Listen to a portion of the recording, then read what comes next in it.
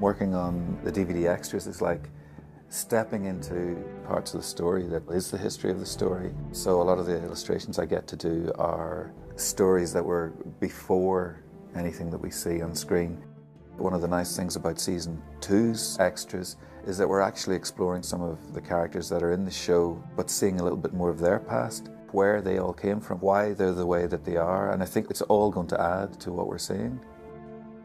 When you look at the map of Westeros and you're trying to work out where George has placed these type of characters, you start looking at the planet and trying to suss out what culture influences the characters that we've got on screen. I suppose it's some kind of stereotyping of cultures in the world, but fantasy works best if we believe it as being something grounded in reality.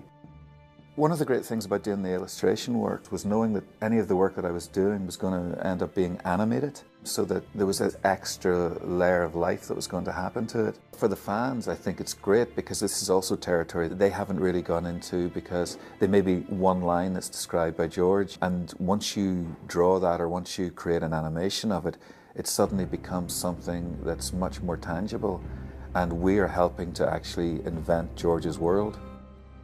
If we could possibly film this section of the story, it's another whole epic in itself, which is actually a very good idea. We should maybe go and do that.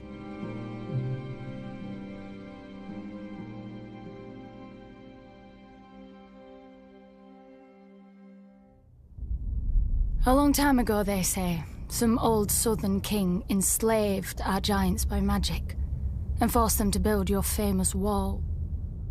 Then he kicked all of my kind to the other side and raised an army to keep us there. And we're the uncivilized ones. Wildlings. Might be Sir King was wise. Even a giant can be made to kneel, but only if he wants a better crack at your head. The free folk don't follow a man because his father tells us. If the king's son was brave and strong, aye, we'd follow him as we did his father.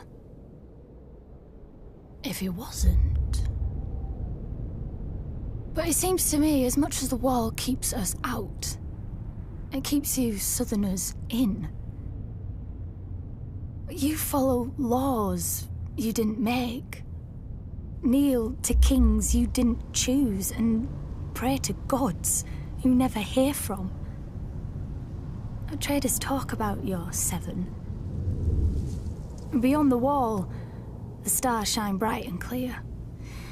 Any gods there aren't listening to the likes of men. Our gods are of the forest, in the trees that shelter us and the rivers that feed us. They gave the land for all of us to share. We fish, farm, and hunt where we will, when we need. If a man wants a woman, he has to prove he'll give her strong and cunning sons. It's easy. When she tries to slit his throat, he don't let her.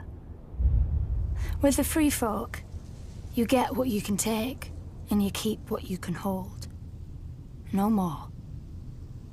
I wonder, even if my kind didn't hop over your wall, would he still set your night's watch to guard it?